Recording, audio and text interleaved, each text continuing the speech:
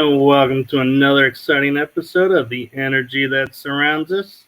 I'm your host, Michael, and you'll notice Carla is missing. She was gardening, and unfortunately, the heat got to her a little bit, so she's going to take some time to rest, recuperate. So, our thoughts and prayers go to her. With that being said, I have to gush a little bit about our guest tonight because I met her years ago and we were researching and just looking into cryptids like Mothman. And as life goes, sort of drifted a little bit, kept in touch here and there. But tonight we are joined by Allison, who has a totally new topic that I think y'all are going to totally love. So without further ado, Allison. Hi. Hey, nice to be here. Yeah, so I am a professional weirdo. I write for AmericanGhostWalks.com, and I'm also a, a writer that is working on a book of her own, but also submits to different magazines and, of course, books.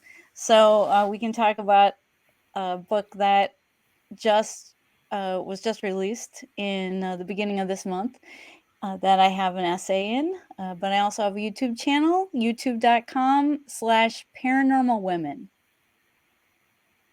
So that is very cool. So, what got you into the topic of paranormal women? Well, you know what? I've always been interested in the paranormal.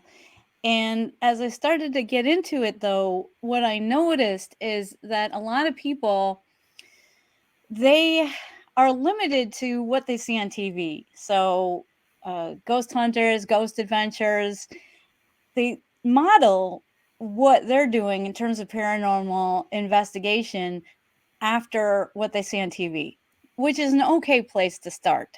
But it in no way informs them about the world of psychical research, parapsychology, or paranormal research as it's been practiced in like the last 200 years or more. So when you take what is on TV for the truth, you're missing a lot. You're missing at least half of what there is to know, because what you see on TV is very much male dominated.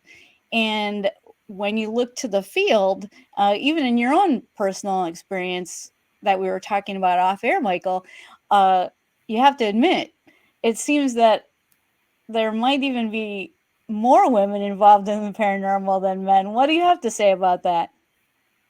I would say that I feel that's true in regards of I know several female paranormal investigators. Now, some of them you may have seen on TV programs, but most of them not. Right. And most of my friends that I investigate with are not on TV, and we all talk about the TV shows, but yeah, we always are when we talk about the shows, talking about the guys that are on there and what they did, and rarely talk about what the women did.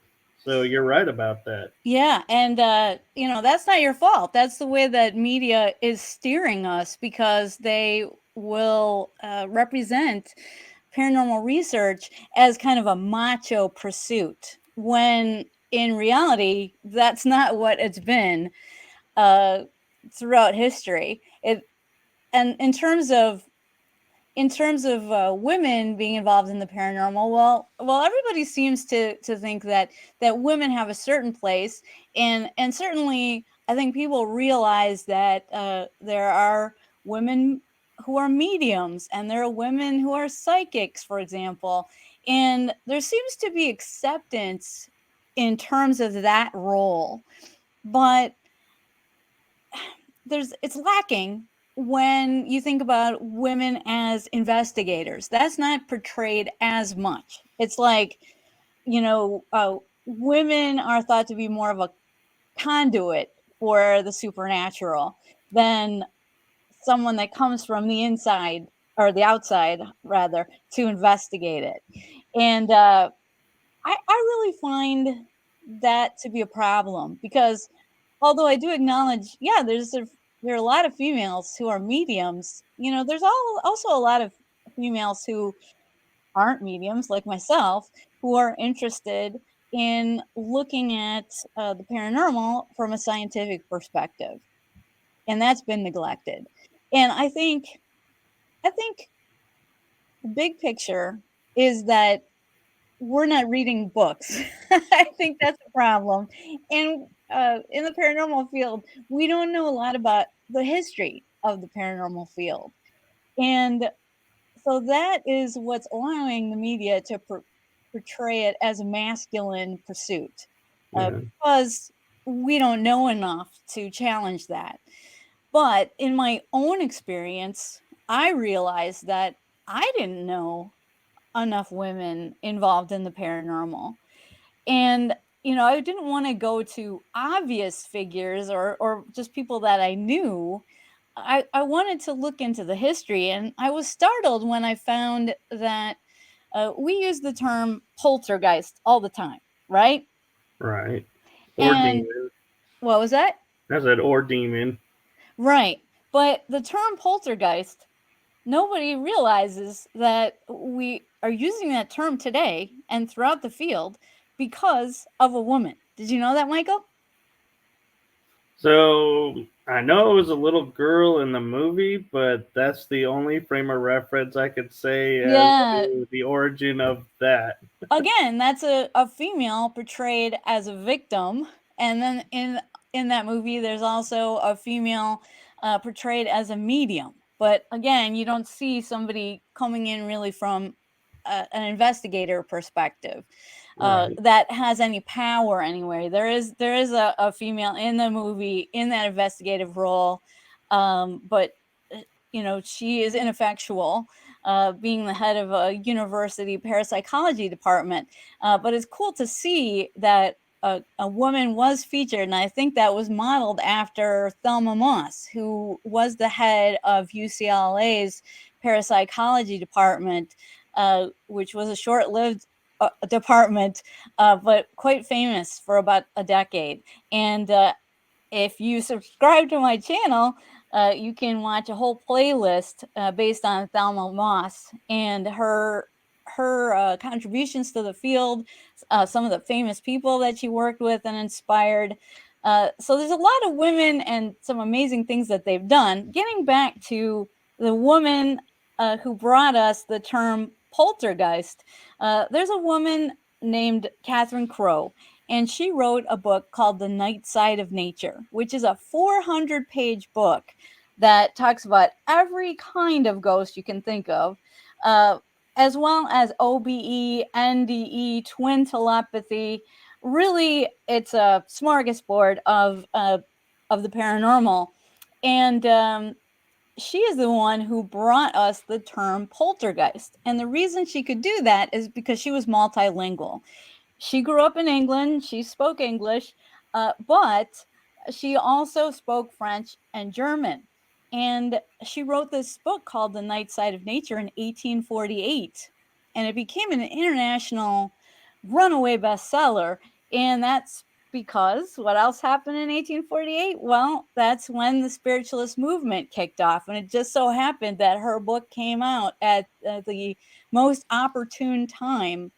And so that book became really an influence on Victorian culture and how important the ghost was to Victorian culture, because she was a Victorian writer.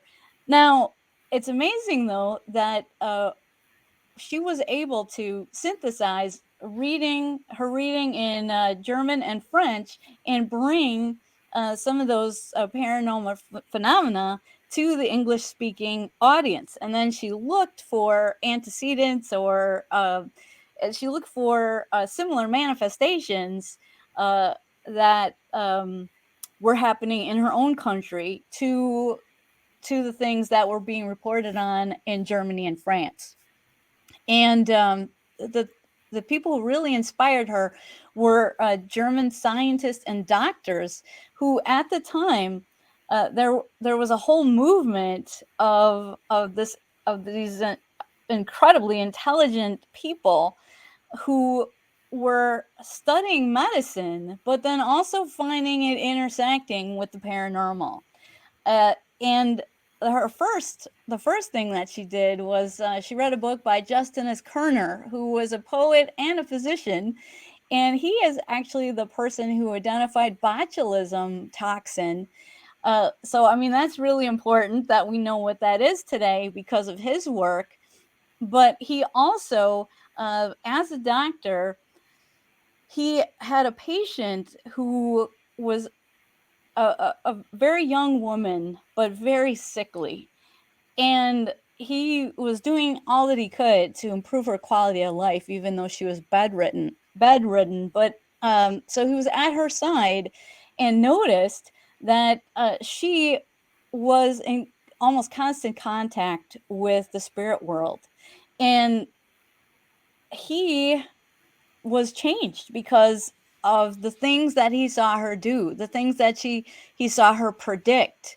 He couldn't deny those things as a scientist when they were right in front of him. So he wrote a book called The Seerist of Prevorst in German. And so Catherine Crowe was like, this is an amazing book. And so she translated it into English. That was her first foray into the paranormal in 1845. And then in 1848, she came out with her own book, The Night Side of Nature.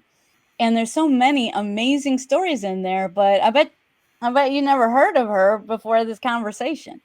No, I haven't. And another thing, though, that I'd like to point out, being a history major, is in 1840s to 1900s, for a female to be an acclaimed author or even authorship was a major undertaking because society was like, nobody wants to read anything put out by a woman because unfortunately society at that time still had the demeanor of, well, women are less than the man, so unless a man writes it, we're not going to give it any time of day. So it's amazing that she was able to get 2 books published.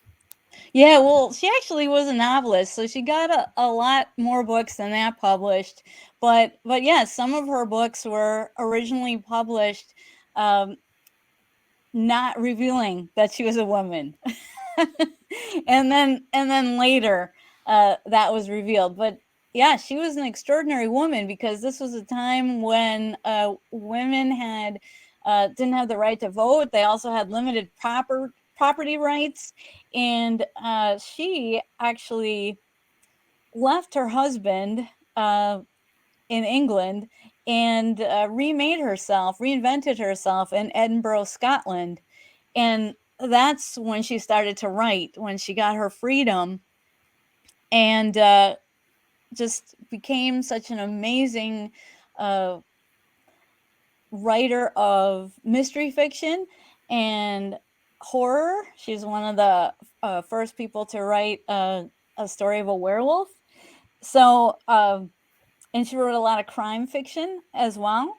And our interest, of course, is in the paranormal, that she got so interested in the paranormal that, really became the central focus of her life.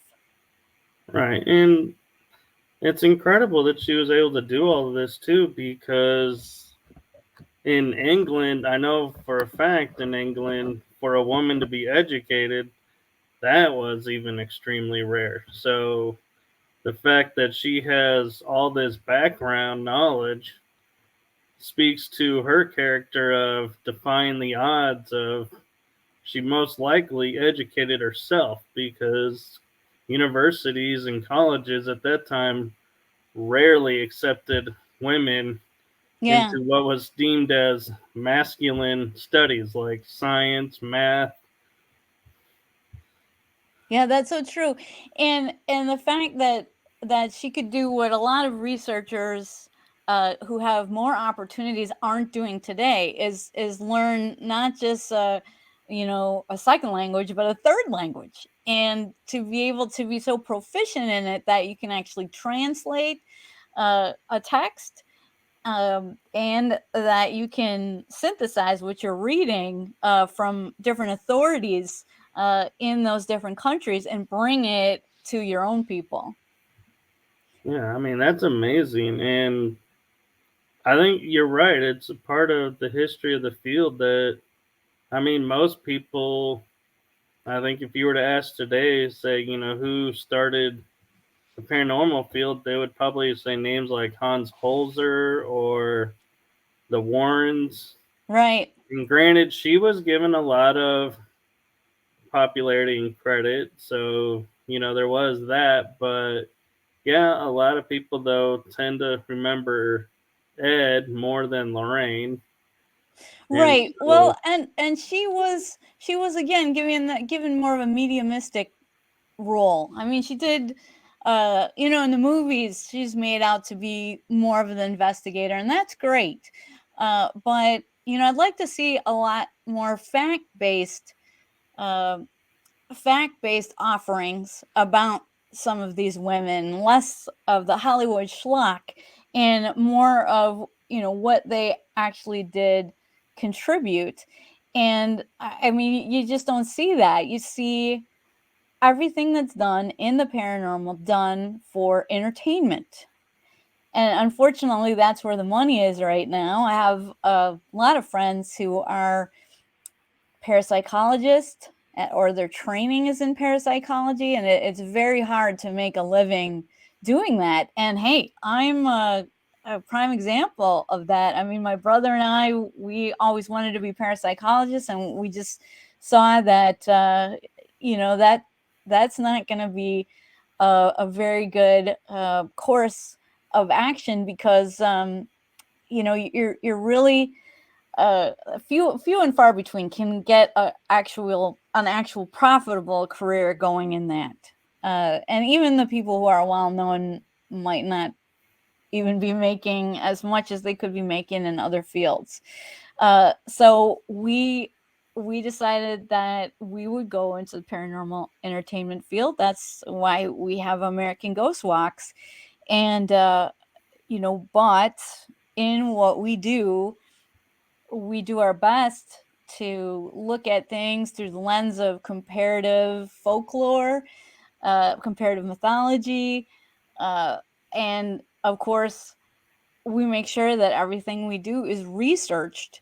And if there is any doubt about certain places really being haunted, well, we tell you right out.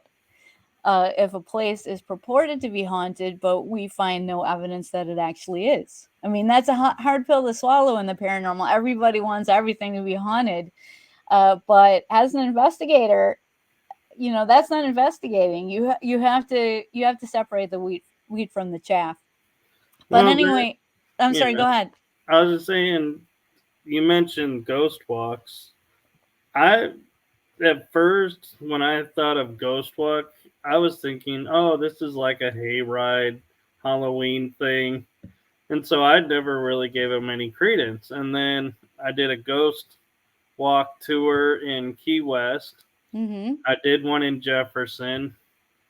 And I was like actually impressed of how much actual paranormal history you get on these ghost walks of locations. And I've started calling them, like, going, yeah, if I'm going to do a ghost walk, I'm like, if somebody goes, well, why are you doing that? I'm like, because I'm scouting. I use them for scouting. For Absolutely. Yeah, absolutely. So instead of ghost walks, a lot of times we refer to what we do as haunted history. And it's important. Like, if there was no history, there would be no ghosts. So, right. uh, you know, sometimes people that come on the tours, they think it's going to be a ha ha Halloween kind of thing, and they don't really realize that no, history is an important part of the of paranormal research. You don't have anything if you don't have knowledge of the past. Right. So yeah, it's not a haunted house. It's not Hollywood schlock. It's the real history, and we run across things that you really can't explain. And so, I mean, that is what does it for me. I love to find things where right now there is no explanation. So maybe we can talk a little bit about this book I'm in a little bit, because that's where I got to explore some of the unknown. But yeah, so if you let's finish up first talking about the channel.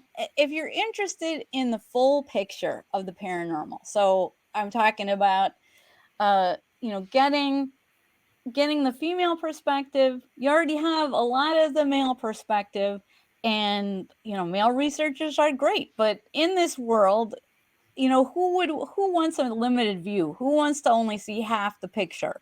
Right. And the channel is about balancing things out, and it's also about learning your history. And in the paranormal, there were many women that set the foundation for the paranormal as we know it today.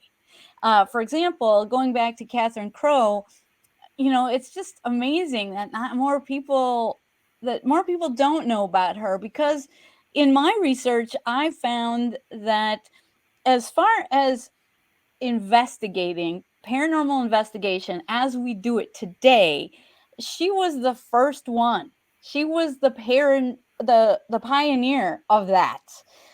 In 1854, she conducted what I believe is the first ghost hunt. Now, do I mean that nobody in history ever peeked around the corner or ever wondered about ghosts or ever went into a grave yard at night and looked for ghosts? No, I don't mean that. Obviously, I'm sure a lot of people did that and a lot of people had questions about it. But when you think about systematic paranormal research, that was really what Catherine Crowe brought to it.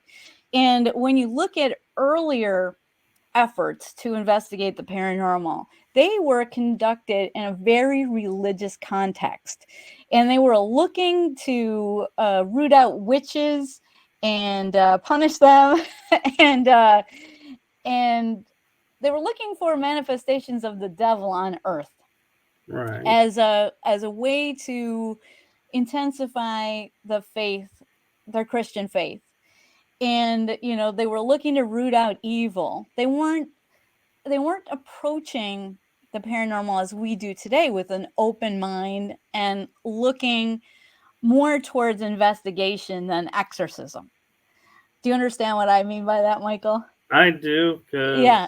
and I like how you're putting it to where they're rooting out evil or Satan. Because to me, I always say they were rooting out anything they didn't like. If they Yeah. didn't like that, they would write it up as if this is devil worship or this is Right. wrong. And it's like, yeah, so many basic things like, study of nature, knowing what herbs or what plants around you that could help you was lost because the Catholics were like, no, this is, if God didn't heal you, then there's no way man could heal you. So this is devil work. And they were tried and convicted as witches. And it's like so much history and so much, I would almost go to say evolutionary skills that we had were lost Mm-hmm. because of the mainstream religions going fanatical. And hundreds of thousands of people, mostly women, were killed in those witch hunts. Yeah. And one of the biggest proponents of witch hunts was Joseph Glanville, and he is somebody that's credited today with being the first ghost hunter. And I would object to that because although, yes, he interviewed witnesses, he did stay at a purported haunted location. His conclusion was that the poltergeist activity, well, of course, he didn't call it poltergeist activity, but the impish activity was due to a witch. So his writings uh, were an inspiration for the Salem witch trials, for example. So, do we really want to be celebrating a witch hunter who was, again, only investigating the paranormal to force his faith on people, and looking for people to punish because he felt like witchcraft was a real thing, and these people were in league with Satan, and they needed to be put down. Yeah, uh, and I mean, like you said, with the Salem witch trials, it's sad to find out now that the majority of the women that were tried and killed were because one, they refused the advances of a man, or two, they were like to inherit land that somebody wanted, yeah, and so it was like the quickest way to get rid of them was say, "Oh, she's a witch," and then you'd pay the judge off, and the judge would rule in your favor that yes, she's a witch, and lo and behold, you got the land, and everyone's like turns a blind eye to this blatancy of corruption. right. It's And they were only getting the witches out. It's like, do right. you not see who's profiting from these witch trials? Yes, it was a blatant land grab. And yeah, I mean, it was uh they were able to do it because these people, mainly women, were powerless. Right. And especially when you made that allegation, there was really nothing you could do. That was the trump card, and there's no way you could get out of it.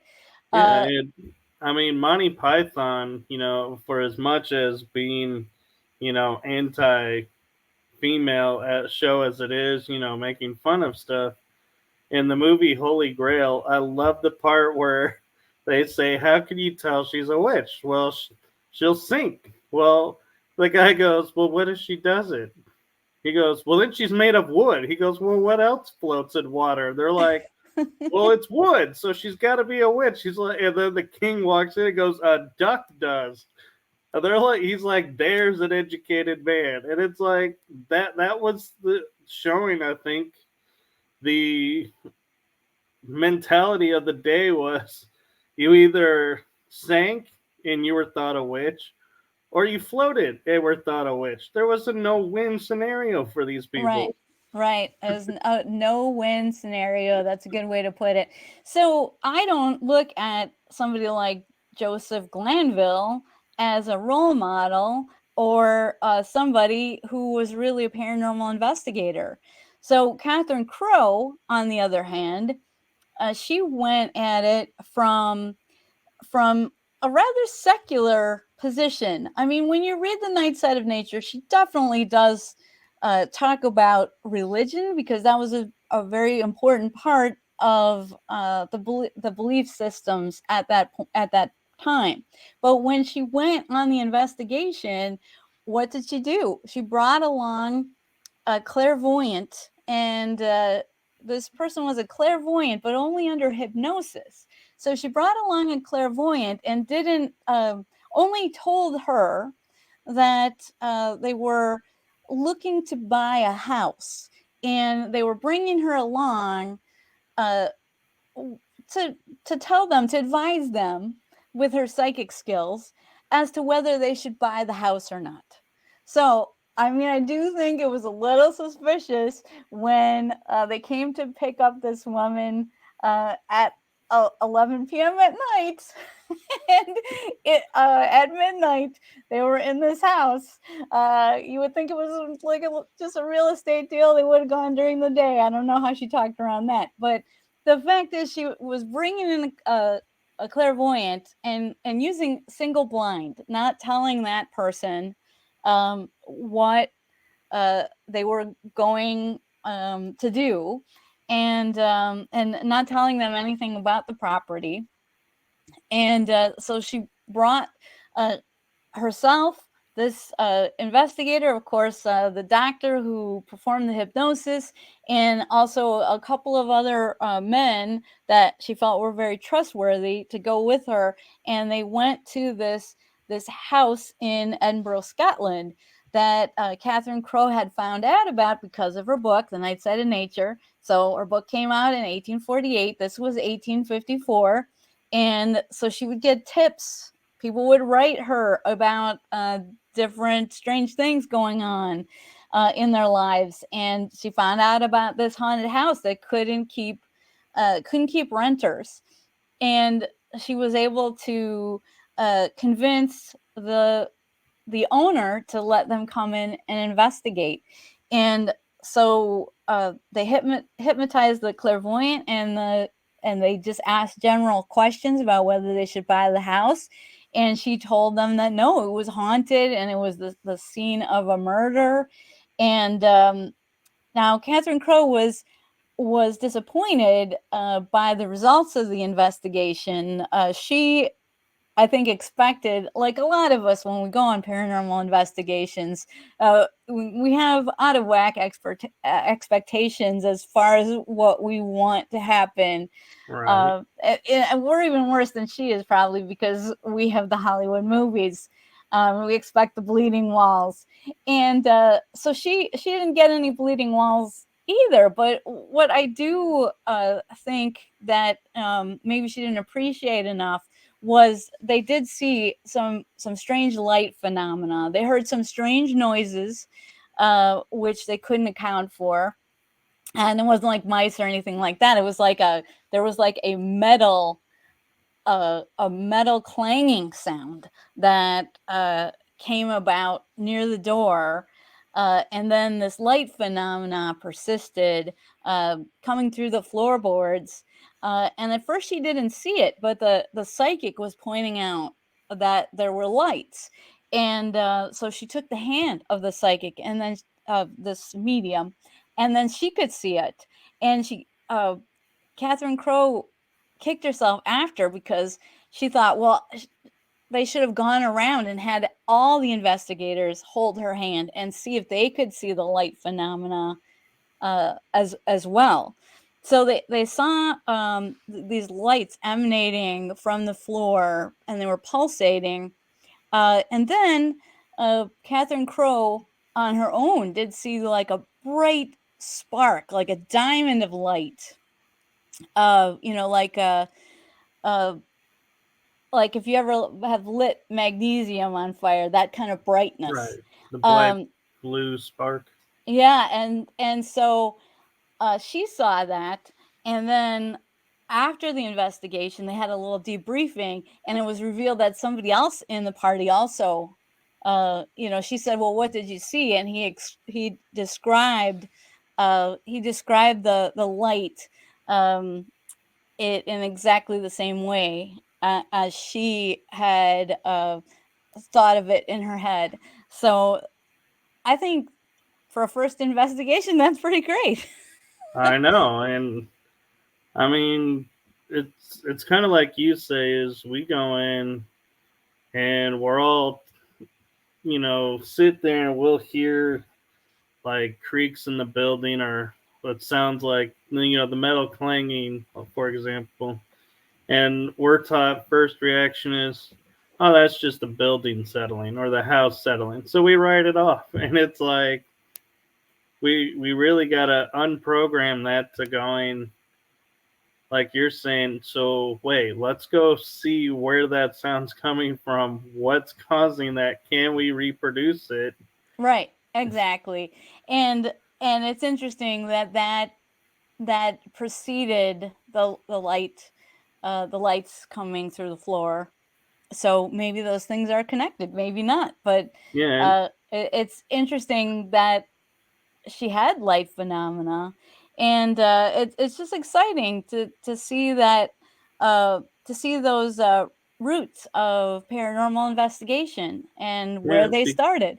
And what's even more amazing is, being a history major, I may be a little off on my timetables, but electricity wasn't commonplace yet.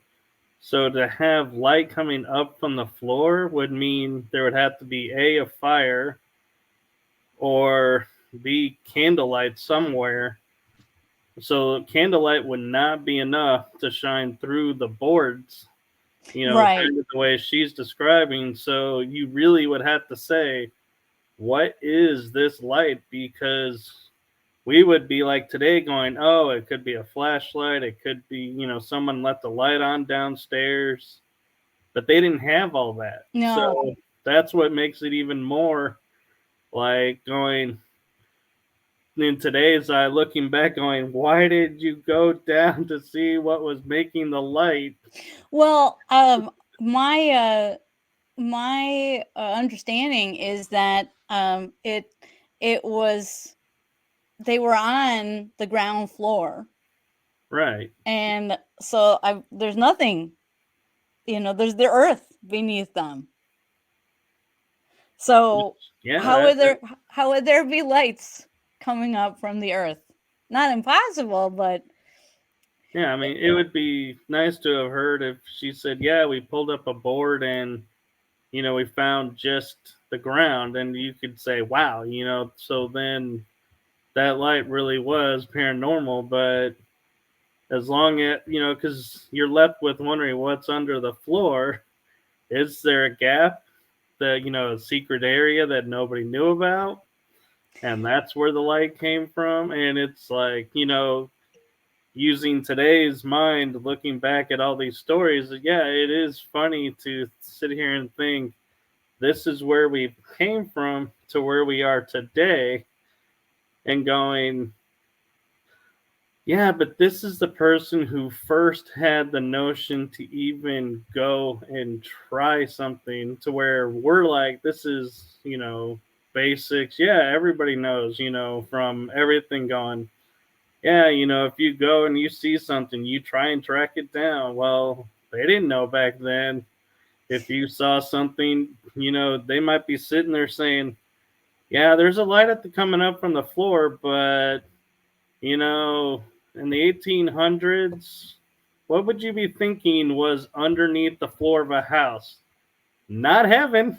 So yeah, you'd be like, yeah. oh, I don't want to open this up and see what's coming. Right, right.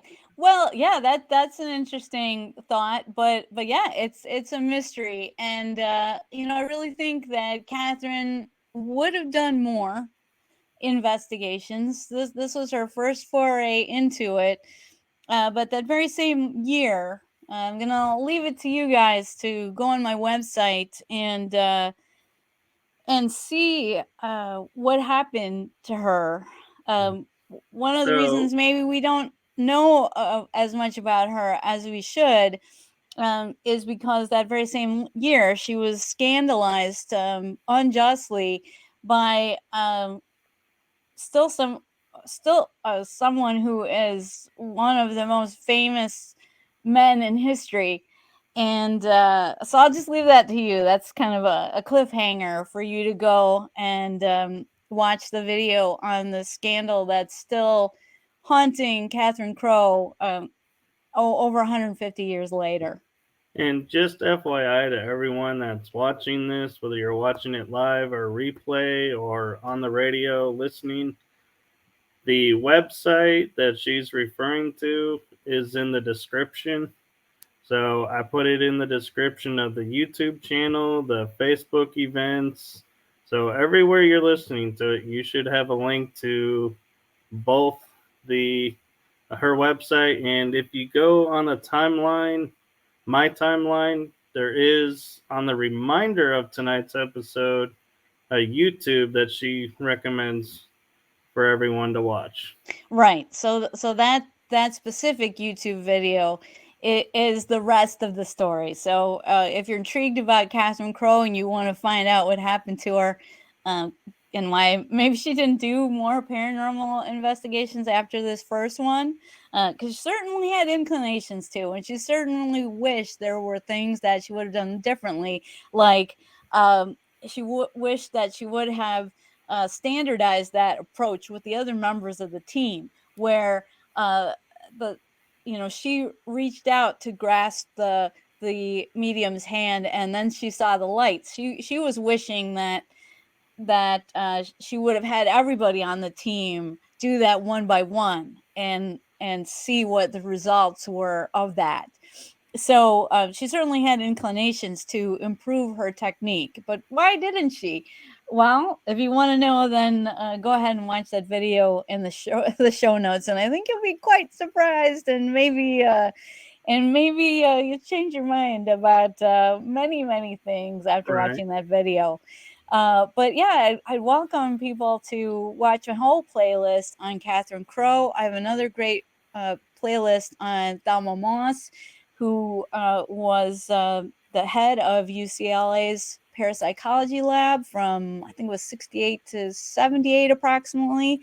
Uh, she has so many amazing stories about famous people that she rubbed shoulders with, and her contributions are vast. Mm. I would also invite have a playlist on someone I'm going to make more videos about soon, which is Zora Neale Hurston, who is better known as a novelist. Uh, and she was almost totally forgotten, but is now quite popular in terms of novels like Their Eyes Were Watching God. That's her most famous. But many people don't realize that she was also a folklorist and an anthropologist, somebody who embedded herself in voodoo culture. So I talk a lot about her discoveries and some just miraculous things, strange things that happened to her when she was investigating the paranormal in the Deep South, and also the Bahamas, and Jamaica, and of course Haiti. Uh, Her book, Tell My Horse, has amazing stories about Haitian voodoo, Jamaican ghosts. Uh, there's a lot of things out there, and I think what you don't know will amaze you if you take time to go to my YouTube channel, youtube.com/paranormal women, and watch a few of those videos. See how they change you. Most definitely. And, it's interesting that you bring up voodoo because, on a side tangent, I was just watching Unexplained earlier with William Shatner, Mm-hmm. and they were talking about rituals, and they mentioned voodoo. And everything I've read and everything about voodoo that I've come across has always been like for, um, doing harm to someone or clearing something out. But this story actually surprised me. Was there was this lady who was in England who started getting pains in her shoulder and was losing mobility in her arm, and doctors couldn't explain it because nothing showed up on x-rays or anything. She read about a voodoo priest in Haiti, flies to Haiti, stays in this guy's hotel, and he goes, "Oh, well, you have a cat on your shoulder," and starts doing something and says, "Okay, we've removed it." And she tells the story of, she's like, "Well, I don't know, if that's real or not." But then she starts to pick up a coffee with her right arm and realize she's putting the lid to this coffee on with her right arm, dragging her suitcase with her right arm, and going, "I have mobility in my right arm now. The pain is gone. I don't know what he did. I couldn't describe to you what he did." And I was like, I'd never thought about voodoo for healing something. Oh yeah, I mean it's really Not to say it can't be used for evil purposes, but uh voodoo itself is a religion, and we have to afford it the same kind of respect that we have to afford other religions. And just like when you think about Christianity, hey, we were just talking about witch burning, and when you look back at the Crusades, there's a lot of negativity that has come Right. down to us from religion. So uh, the Judeo-Christian people, shouldn't really look down on another religion in terms of the evil that it does, because they should not be the one to cast the first stone, because they've done much the same. Well, So then, what's interesting too, talking about the Judeo Christians, is if they were to look at, I mean, really look at their beliefs, their stories, and everything, they're all pieces of other religions that existed before them.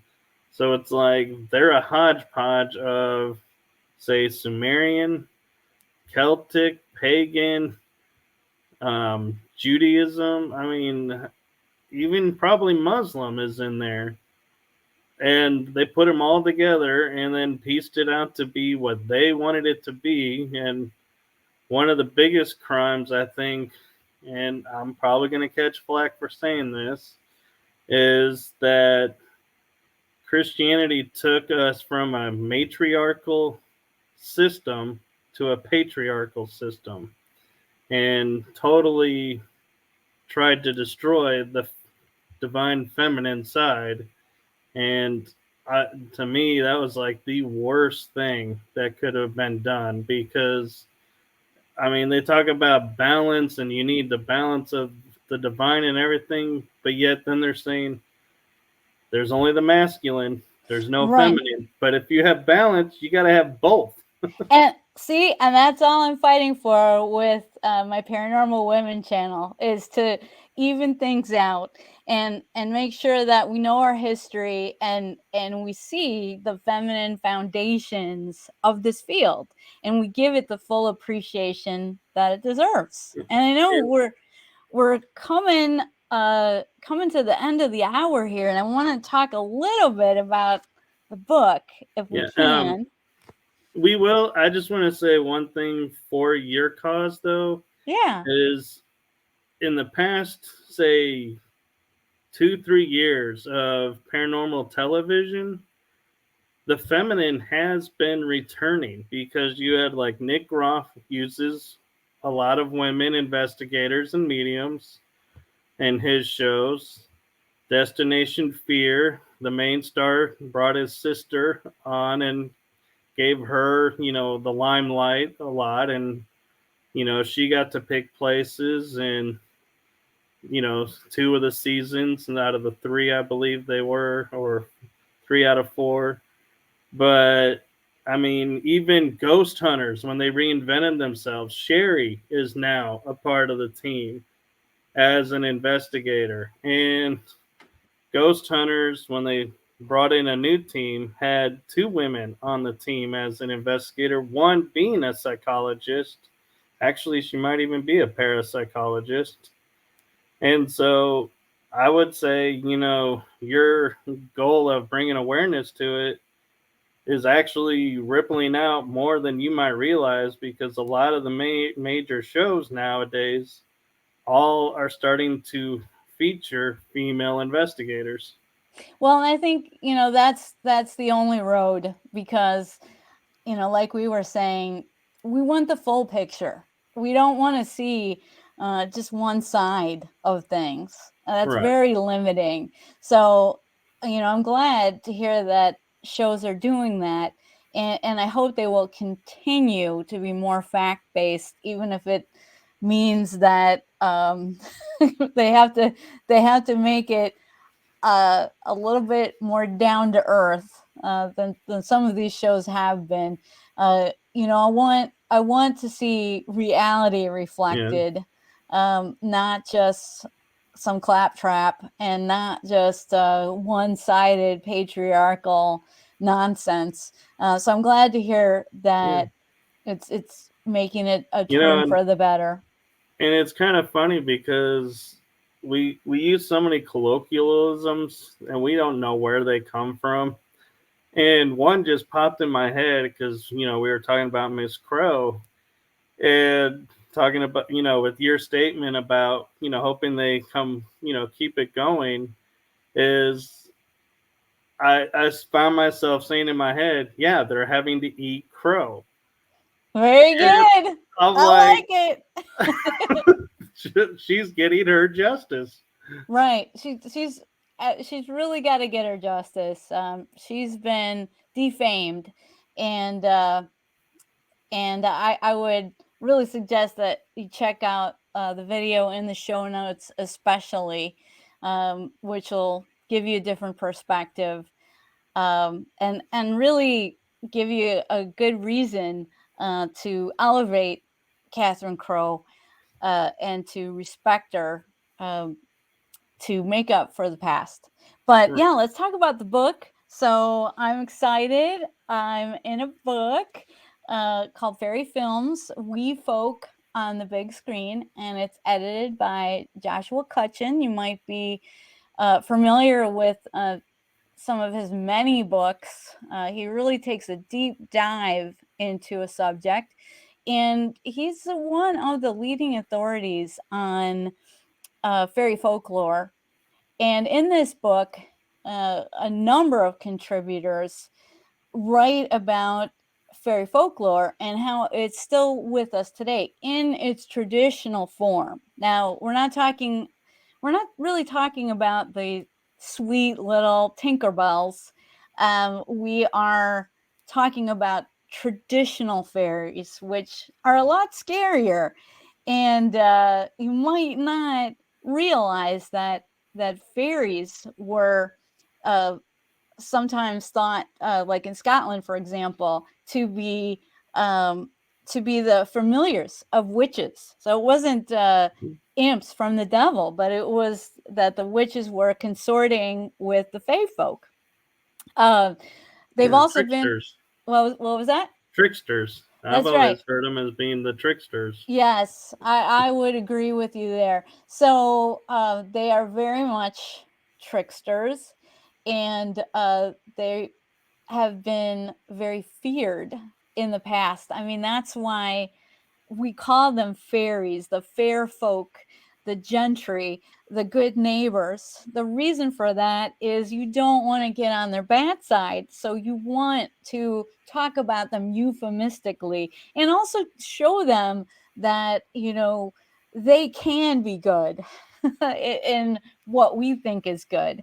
It and so it was really important for people in the past in many countries, not just Ireland, but of course, Ireland was uh, a center of such beliefs and what's called the fairy faith. But many other countries share similar beliefs. Even countries in Asia, for example, or in Native America, Native Americans have little people. So, and the idea that we have about little people is they're small and sweet. I would say look to the boogeyman, for example. Do you think the boogeyman is sweet? I know. What do you think, Michael? I would say as long as he gets what he wants, yes. But the Well, second you cross him, all bets are off. yeah. So there's Stephen King's Boogeyman is coming out in June. So it would be perfect for people to get this book and to read my essay in particular, which is called Scary Fairies, Boogeymen of Yore. Because what people don't realize is, well, where does Boogeyman come from? Well, it comes from Bogart, Bogey, Boogie, Bugbear. These are fairies. The bogey was a type of fairy. And so when you talk about the boogeyman, that's an extension of that word. So many people wouldn't consider that a fairy, but that really is, because another thing that you might want to watch, if you haven't yet, it was very popular when it came out a few years ago. But Stephen King had another book called The Outsider, Oh and yeah. it's an amazing also adaptation on HBO Max, which is now just Max. So if you have Max, then check out The Outsider. That's a series based on a book by Stephen King called The Outsider, which deals with the origins of the boogeyman, and is super powerful. And I don't think it's giving anything away to say that, one of the key areas where this character of the outsider um, has power is he's able to make people see what isn't there. He's able to deceive, people's eyes. And that was, of course, one of the powers of the fairies, called glamour. Glamour Right. was the fairy ability to make you see something, to prevent you from seeing things as they actually are. And certainly that comes to play in The Outsider. So that's Right. something you got to check out. There's a lot of fairy tropes in there. And I wish that I would have written a little bit more about The Outsider. I did mention some of Stephen King's work, but I don't think I mentioned The Outsider in my essay, which would have been perfect because it's about boogeymen. And it's about real life cases, things that are still unexplained, of illness, strange maladies, and death. So I dug up actual accounts, unsolved mysteries about strange things that happened to people and didn't end well. And I talk about those and reference portrayals of certain things in films that are related. For example, did you know that that Nightmare on Elm Street was based on a true story? Actually, I did because I just seen it on a special where Robert Englund, who plays Freddy, was saying, yeah, he was so thrilled to be able to bring this account into reality. And I was like, what? And had to look into it. And I was like, wow. I was surprised to see, yeah, that it was based on a true story. Yes, well, I mean, there is no Freddy Krueger, but Right. Wes Craven was inspired to do the film because he was seeing all these articles back in the 80s about uh, men of Hmong heritage who had they were refugees from Vietnam. So the Vietnam War hit, the Hmong people supported our troops over there, and so we had to help them get out safely and give them sanctuary here in the United States. But unfortunately, as it came to the United States, this this epidemic of what is called by some sources nightmare death uh, proliferated among men in the community. And so I talk a lot about that and the details of not just the cases in the United States, in the continental United States, but earlier earlier cases of nightmare death in Hawaii among Filipino workers, and then there were also just an unbelievable amount of cases in Singapore as well. And the problem is these men, they go to sleep and they just don't wake up. And a lot of times, the people that are with them, if they're in a room with other people with their family, for example, or their wives. They're in the bed, and the wife is is actually awoken by the struggling of her husband. And in some cases, there was one case I read about where the man was being attacked in his sleep, and the uh, his friend who was sleeping in the same room uh, heard him struggling and was able to actually wake him up and save his life. But that wasn't usually the case. Right.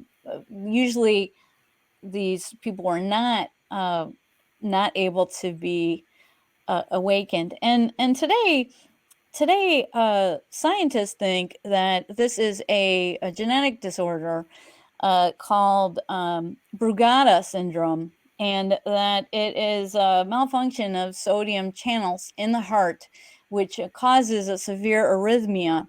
But the problem is, why does it spike? Why are there no cases for years and years and years? And then suddenly there there is a rush of cases. It can go from nothing, from 0 to 60. You know what I'm saying? Right. And so that is something that is a big curiosity, and I don't know how that can be explained. If it is a genetic disorder, then you would figure that it would play out um, in a certain sequence. It wouldn't have such dramatic spikes and then dips. Well, if they're, I think that's why they call it genetic, because doing genealogy, I've started to figure out that there are traits that get passed down from generation to generation, and then there are traits that may go back 8 generations that then makes an appearance, and then it goes dormant again for say 5 generations. And so I think that's why they're starting to call things genetic, is because they can't explain how, like you're saying, it's pattern. And so they write it off as genetic because nobody can explain why you can have 5 generations of red hair, and then all of a sudden you're going to have one that's black hair, and then 2 blonde hairs, and then the red hair returns. Right. But they seem to think that this is very rare in the population. But my question is, why do we usually not see it? And anytime we see it, it comes in like an epidemic, and then it disappears. I think that could also be because people were brought up with such stigmas of, you want to keep people with their dignity. And so if somebody dies with this look of horror on their face, you're like, well, this man was beloved by people. We don't want the people to remember his last look was the look like he's seen the devil or something. Right, And right. so they will hush it up, Sure, I sweep it get you under the there. rug. I get you there, but let me give you an example of what happened with the Hmong people. So they came to the United States, and when they did, they were in very different living situations than they were used to. They when they were in their their native environs, their homes uh, were built around a central post, and that post was very important. It was where they conducted their ancestor worship and conducted sacrifices. While when you're in some crowded apartment, you don't have like a ceremonial space like they had built into their homes in their native environment. So they come to this country and they can't practice their rituals, and these rituals were to appease their ancestors. And the idea was that the ancestors will protect them from some of the scary fauna that's out there in on the other side. And they believe that there is a creature on the other side that if they don't make sacrifices, they don't get that elder protection that they need, or they don't get it as regularly as they need it. They're not able to call down their ancestral spirits to have that force field that they had in the old country. So what happens is some of these creatures are allowed to get through, and these creatures will come to them in the night and uh, suck the life out of them. That's what they believe traditionally. I'm not saying all Hmong people believe this, but I'm saying that was the traditional outlook to what is happening to these victims. And once, so there was an epidemic when they first got here, and then once more people from these communities were able um, to move out to farmland, more rural environments where they could conduct their rituals, and they had more space to go back to the old ways. Then the deaths stopped. So, and interestingly, another female researcher, I haven't made a video about her yet, but I will. She's an anthropologist named Shelley Adler, and she's done extensive work looking into these mysterious deaths. And uh, she looked into each individual one that occurred and found that they were all men except for one.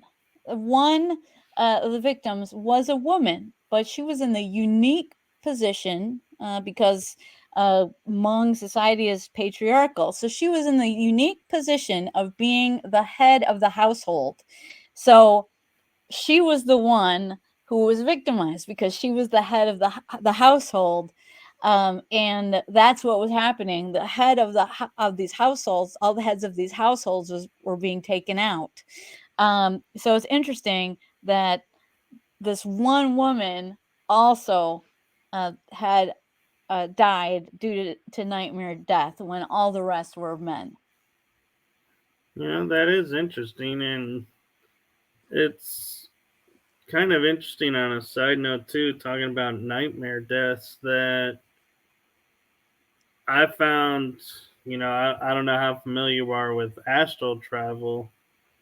That there are times when, like, in doing astral traveling, like, if you feel yourself getting cut in the arm by something, you Mm-hmm. will wake up and you will have a cut in your arm, even though you were asleep.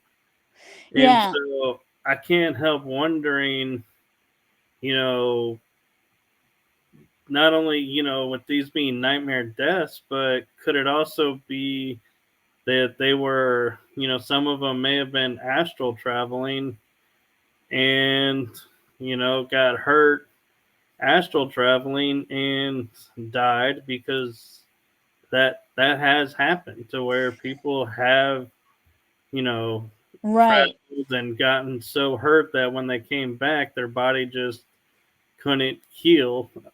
Well, And in some of the cases, like in Singapore, for example, we're talking about hundreds of people. So um, the idea here is that you would have these predators in the astral that would come to you right, in the night, shadows. and if you don't have proper protection, would take you out. And Yeah, so, yes, there's different conceptions of what this thing might be, just like there's different conceptions of, the idea of fairies, for example. What we're talking about in this book is the other, and these names that we have for them, I mean, they're just constructions of our mind. I mean, they might not be very close to the truth, We don't know. Yeah. All that all our so-called knowledge is based on appearances, and if other intelligences can control how they appear to us, then we really know nothing. And that's what I'll leave you with. Please read the Right. book. There's some amazing contributors in there.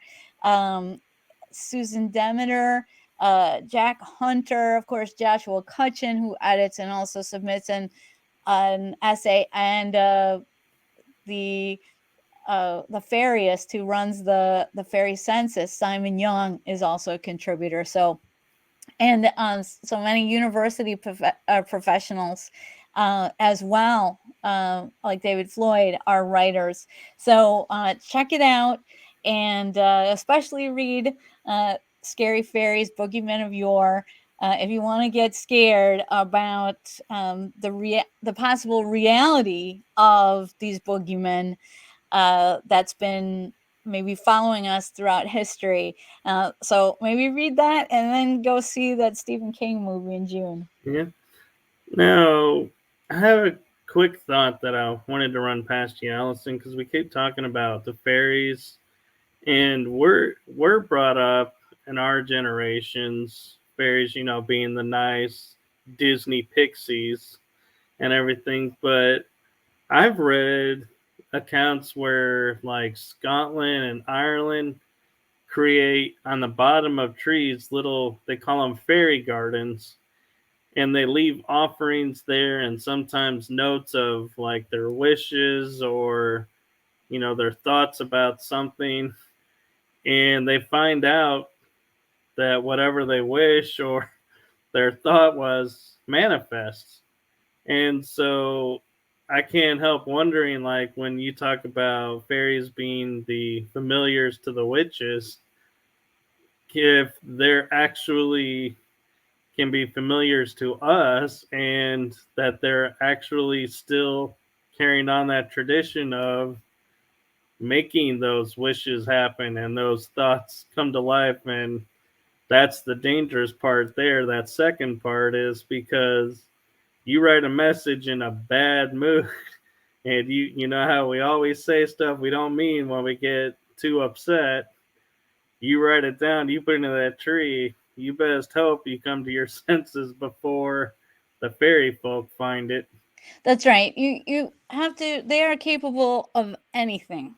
When you look into the lore, the traditional lore, they are capable of many things, and they're they are different cultures, and you have to be very careful about how you deal with them.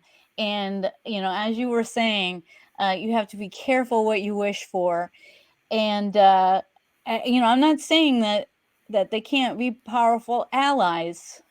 Just like when you think Yeah. of human intelligence, we are capable of such wonderful things and such horrors, and that's the same of the creatures of fairy. That is exactly the same. And you have to understand that they might not um, think exactly as we do. They're different intelligence, and you have to be very careful in your dealings with them and very respectful. They're Right, capable of anything, and they're not necessarily going to have your best interest at heart. right. And one of the funny things of the fact for me growing up, I grew up non denominational. I did my own research on beliefs, came up with my own, and my dealings with the fairies, because I believe they're real and they're out there, was always like how I mentioned earlier in the show, being the tricksters of, like, I would set keys down in the same spot on a desk every day. I'd go to get my keys and then my keys would be missing, and I'd go, "All right, fairies, very funny. Can you please put them back where I can find them or where you found them, please?"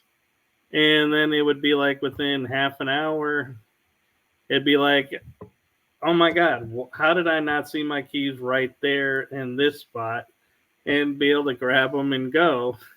Yeah, It's like, that's a very common experience, Michael. And yeah, they do like to play tricks, and they do like to um, get you lost, for example. oh That's yeah, called being fairy led or pixie led. So yes, they do like to play with us for sport sometimes. And a lot of those interactions are very innocent, but sometimes they can be sinister. So just keep oh that yeah, in mind. I'm not saying that they can also be wonderful. I just want, again, there to be balance in how we consider uh, these other intelligences. And I think we are entering a different age right now with artificial intelligence. So that's going to be very interesting too, to see how that develops. And oh I just it's an interesting but also a frightening prospect that yeah. artificial intelligence is coming online so quickly and becoming such an important thing in our lives. And just like we have to be careful with the other in terms of other creatures, other societies that might be out there, we also have to watch what we're doing with artificial intelligence very carefully. I totally 100% agree. Well, thank you so much for having me on, and I hope Yes, you'll check out the book, and maybe I could be on again after you read my essay and see if it scares you or not. well, I can tell you, not much scares me, but I am looking forward to that challenge, and I will get that book. And whether or not I get the book, you are always welcome on this show. So if we get back to you sooner, don't feel like, oh, you didn't read the book. It's like, nope, we enjoy you on the show, and so we're happy to talk with you about everything. Well, thank you so much, Michael. All right. Well then, boy, this night flew by. Sure did. Well, thank you so much again for having me on. Um, Yes, it's time to turn the lights out. 5:30 comes early.